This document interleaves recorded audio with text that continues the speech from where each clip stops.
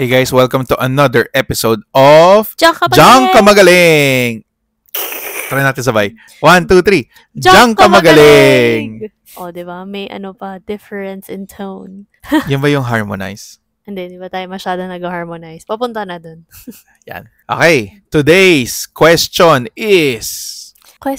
Actually, may nanghingi sa amin ng tips. Parang sabi niya, if we can give real tips, I don't even know how... my fake tips ba?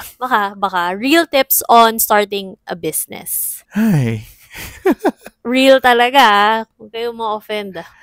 Napahay na lang ako kasi... Yeah. Ang hirap Mahirap magtayo ng business. Wala namang madali. Kasi kung may madaling business, di sana, kung ano man yun, tinayo na yun ng lahat. Since we both have different industries and starting businesses in our respective industries require different things. I think mas dun magkakatalo or magkakaiba yung sagot natin. Let's address the elephant in the room. Totoo bang kailangan mo ng napakaraming salapi para mag-start ng business? For F&B, depende, no? Yes, kasi... Depende sa business. Kasi pwede kang magtayo ng siomaian. Mura lang yun. Di ba? Paresan. Mura lang yun. Hindi.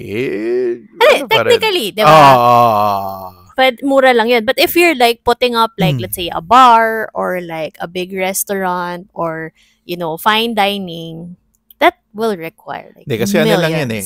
Yung point ko lang siguro is, if you wanna start your own business, dalawa lang yan. I think if you will agree, it's either you have money or you have an irreplaceable skill or offering. Diba? Like, kunwari, yung mga una kong restaurant, hindi ako naglabas ng pera. Kasi kulang pa yung chefs nun eh. Irreplaceable skill pa ako nun. And you had partners. And I had partners. Yeah. Sila naglabas ng money. Sabi nila, Ed, wala kami alam sa kitchen. Ikaw magpatakbo. So, yun yung contribution mo sa business. Yung sa'yo rin, naalala ko. Sige, ikaw magkwento. Kailangan need money. Yes, pang-ikot. Pang-ikot, pang-sweldo. Kasi, labor-intensive yung work na kailangan namin. For those who are just tuning in now, I'm in the F&B industry, no? Chef Ed. And Trixie is a digital PR practitioner. So, yun, her digital PR agency, she started this around 5 years ago? 5. Oh, 5. 5 years ago. So, ayun nga. When she started it, yung savings, sakto lang. Pwede na. Pang-ikot. Saktong-sakto talaga. Pero hindi kasi like yung mga pang-ikot na stuff, hindi siya practice ng lahat. Hindi siya practice ng lahat. And ako gusto ko siyang gawin. Kasi... Explain to people ano yung pang-ikot na sinasabi natin. Pang-ikot na pera. Kasi syempre, in our business, syempre marami kang babayaran, suppliers and all that. Syempre, aside from the sweldo, marami kang tinatap na third-party people. So, you have suppliers, we tap different, we book placements in different publications, we work with influencers and all that. Syempre, kunwari, pag events, kailangan mong bayaran din yung ibang suppliers. So, you need a lot of money to pay all of them. Pang-abono. Even before the client pays you. Usually, yung iba kasi, naghihintay sila bago sila magbayad ng supplier or any third-party supplier, hinihintay nila yung bayad ng client sa kanila. Which is actually a bottleneck. Na-experience ko na yun many times, so ulit-ulit in different agencies. Usually, dun kasi nasira yung relationships with the supplier. So, I don't want that. So, yun yung isa kong unang inasikaso is yung pang-ikot. And if you listen to our previous episode, di ba yung hate ko about the corporate world, yung red tape. Minsan, yung labas ng pondo, yung bayad sa'yo ng mga corporate clients mo, 6 months na, 1 year. Iba inaabot 2 years. Iba din nagbabayad. So paano? So sisirain mo yung relationship mo with your suppliers just because hindi ka binayaran ng kliyente. Yes. Hence the kailangan ng pang-ikot. Yes. So yun yung isa sa pinakamalaking kailangan investan din. Kasabay din ng pasweldo, which is something that's very challenging. Kasi hindi mo rin masasabi na hindi naman lahat ng client sobrang delayed magbayad. Hindi rin lahat ng clients maaga magbayad. But I'm very thankful na most of our clients, mabilis sila magbayad. Wow. So, salamat. Ganyan na yun, kung sino kayo. Salamat. Pero, may time din before na sobrang tagal ng bayad. Sing inabot magwa 1 year, ganun. Same client? Ha? Oo, yung some dun sa clients. Inabot dun. So, parang, Ay, grabe, higpit belt talaga. As in, yung tipong, I mean, ayoko kasi nung parang grabe maningil. Di naman ako yung tipong parang sa mga, alam mo yung sa mga, kunwari, credit card, tapos yung kapag di nakabayad, di ba parang may third party silang hinahire na tipong halos bastusin ka na para lang maningil sa'yo. May mga ganun eh. So, ayoko naman ng ganun. But, yun nga, at least ngayon, medyo nag-improve. Marami nang mabilis magbayad. And, yun yung mahirap kasi, like for example, in our industry, maraming mga bagets ngayon na nagtatayo ng sarili nilang boutique agency. Which is very controversial for us. Lalo na kami sa mga lumaki sa malalaking lumang ahensya. I call it luma because they've been in the industry for like decades, like years, century, I guess. But marami kasi sa kanila, hindi nila na-experience on how the big agencies work. There is still merit to like, learning from their processes. Pero kasi marami ding nakikita ko na nadidinig ko lang naman. Nakukwento lang sa akin na parang, di nagbabayad or like, ganito yung structure nila. So, hindi ibig sabihin na parang, you kind of have the skill, you will already put up a business. But then again, parang, hindi rin naman excuse yun na para, sabi mo, di ba, kung may irreplaceable skill ka, noon irreplaceable ka, pero ngayon marami ng chef. But then again, it's also not an excuse for you to improve and build on that skill.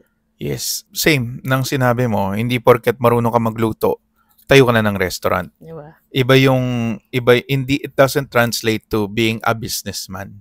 Iba yung demands kasi ng, like for example, like I know how to do PR. Pwede naman na hindi ako magtayo ng sarili kong agency, di ba? Pwede naman ako mag-apply lang sa ibang trabaho. But putting up, like, starting a business, starting your own agency requires, ano ba talaga yung goal mo? Or like, where do you see like the agency going in like how many years, di ba? May another layer na how are you going to train your people? May gusto ka bang culture na kailangang makultivate and other things. So, hindi lang siya, basta ito lang yung passion ko. I'll do it. I'll make it a business. Hindi siya ganon.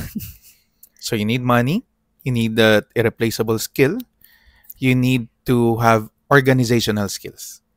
Kailangan marunong ka magpatakbo ng organization because a majority of your time is actually people management. Yeah.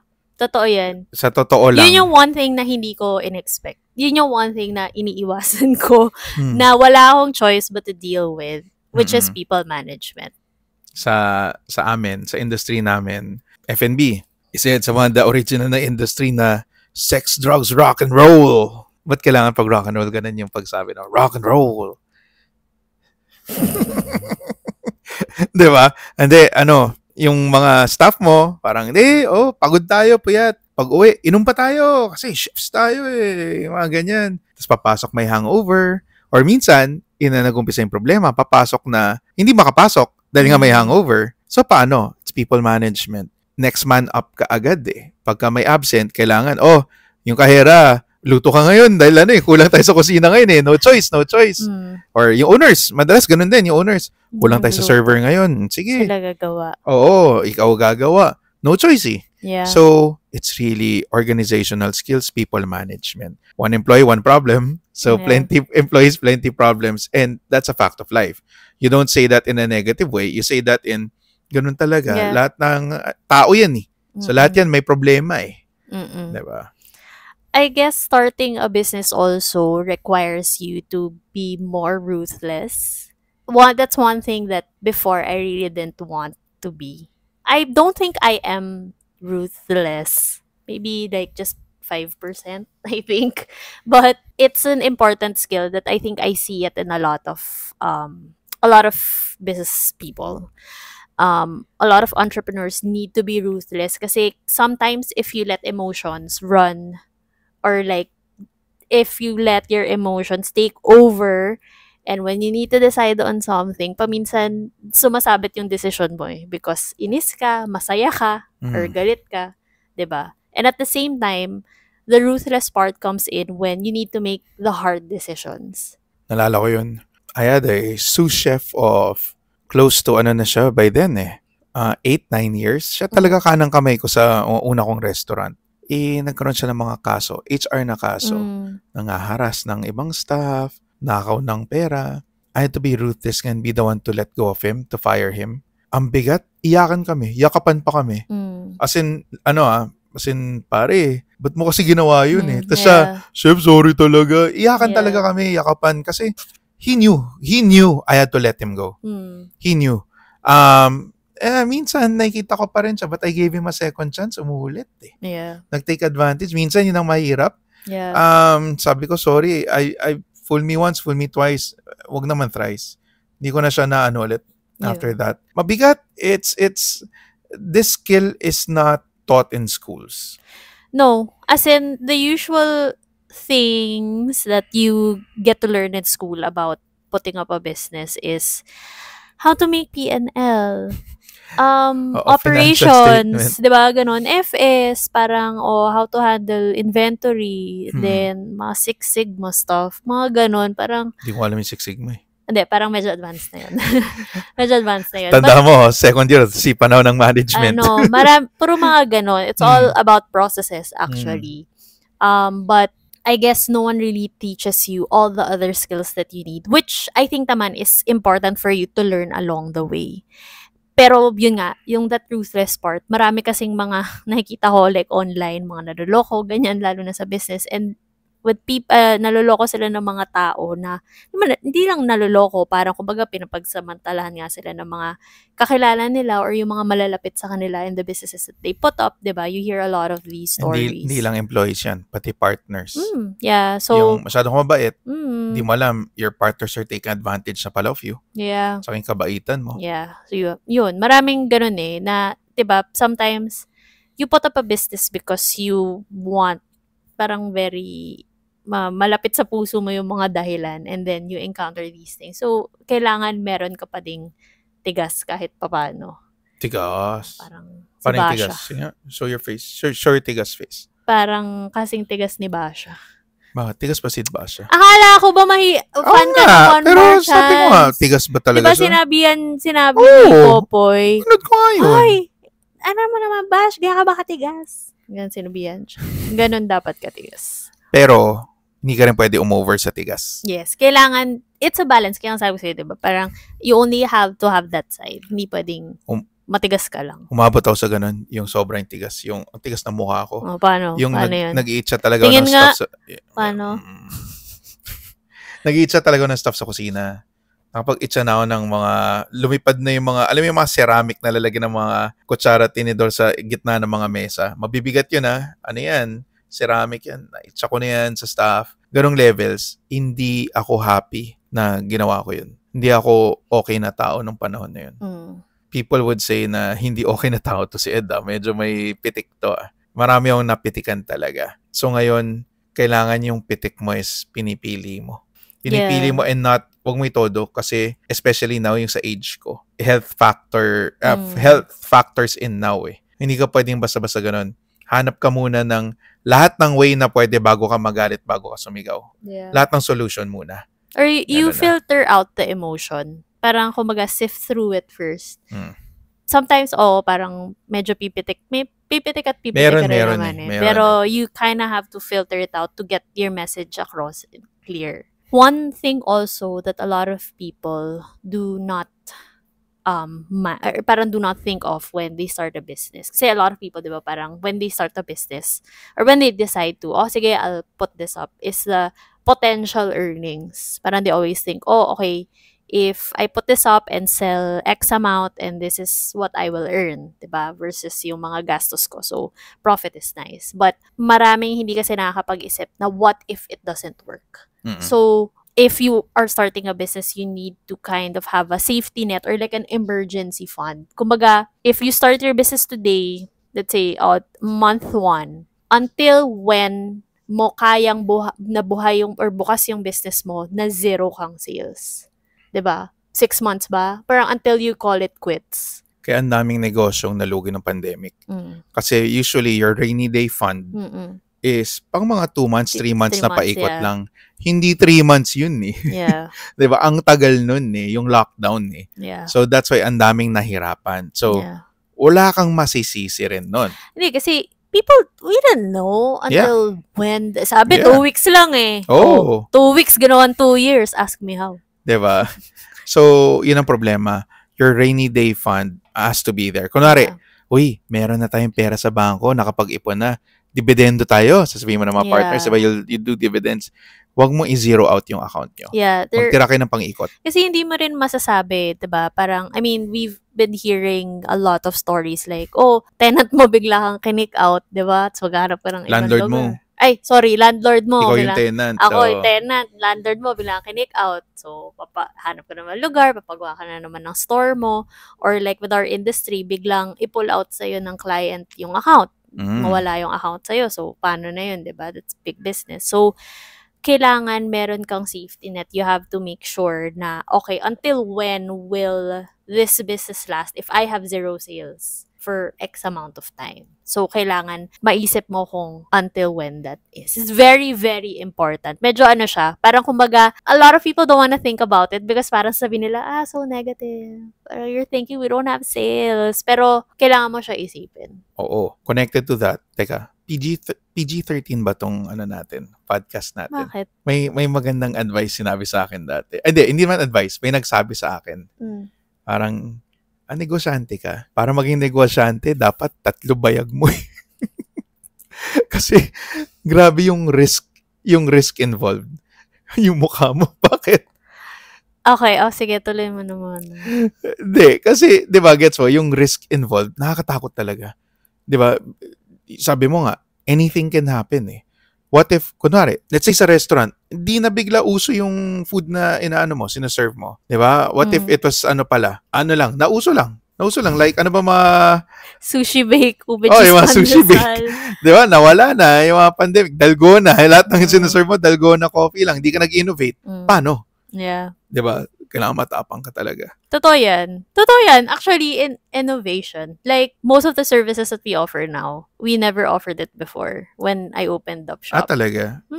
As in, gulatan kailangan na. Kasi parang nagkakaroon ng opportunity. Kaya naman namin gawin. It's just that we weren't really offering it. Kasi syempre, I started with just me and then 1 employee and then 3 employees. Diba? Parang gradual yung start. So, hindi ka naman pwedeng mag-offer ka ng full suite tapos biglang hindi nyo pala kaya. So, konti-unti siya. Then, nagkakaroon ng opportunity na, uy, kaya nyo ba itong gawin? May ganun, we had a client like that na parang, nag-message lang siya. Uy, kaya nyo ba itong gawin? It's a service na technically we can do. I can do it.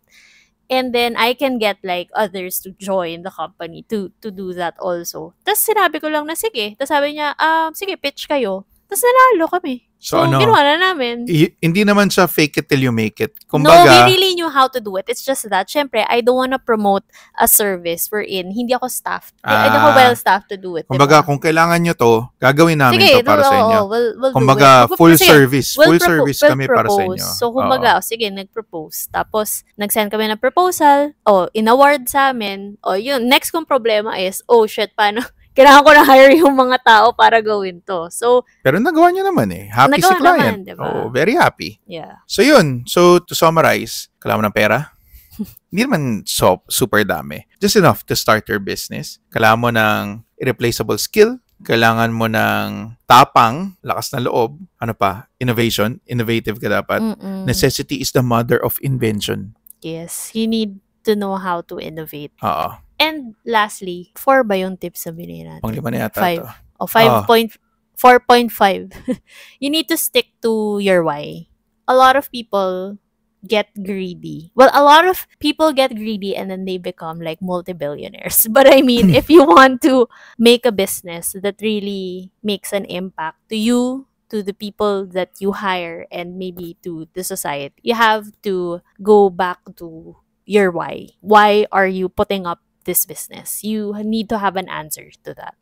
And your answer can't be just, kasi kailangan kong pakainin yung aso ko or like, kailangan kong buhayin yung anak ko. There has to be another why to it to keep you going. Kasi, ang deep nun kahit na siomay lang yung binibenta mo, like, there needs to be a why. Like, is this like the best siomay along Taft or something? Kung sa Taft ka magbubukas ng siomayan, diba? You need to have a why for you to keep on going. Kasi sometimes, sabi lang, when the going gets tough, everything gets blurry. Hindi mo maiisip yan. And then, you always have to have a reminder na bakit mo ba ito sinimulan. Kasi kung nakakalimutan mo yon, it prevents you from encouraging yourself to go further and like innovate and improve and all. Connected to that, yung you have to know your why and sticking to it. Tama? Mhm. Connected to that, you have to make sure when you open your business, you have to have that unfair advantage. Because ang dami na ng kapareho mong business. Kung naisip mo, may naisip kang gawin, Meron na yan, 10. malamang meron na yan. Last week lang, may naisip akong negosyo, gagawa akong printed shirts. So, tapos tingin ka Hindi lang ba, online. hindi pa ako pinapanganak may printed Exactly, shirts. di ba? Basta a printed shirt about something. You need to have an unfair advantage. What is our unfair advantage? Bakit tayo magsasucceed sa business na to? Ano meron natin na wala yung iba? Mm-mm. Yun. Some people say, oh, isn't that your USP? Pwede. But sometimes a USP is something unique. Nagiging gimmicky na eh. You don't want it to be too gimmicky. What you want to do is you need to have an advantage on why customers will go to you for your services, your products, and not doon sa competitor mo. So yun, that's my advice basically. Yeah. So, if you are planning to put up a business, think really hard and don't forget. Just plan it well and do it. Just do it. And then, if it works out, then great. If it doesn't work out, wag mong sisihin yung sarili mo. At least, learn when you need to stop and then move on. Yes. Okay. And that has been another insightful episode of Diyan Ka Magaling. O yun, blending. Boomer blending. Okay, tune in again next time. Bye, guys. Bye.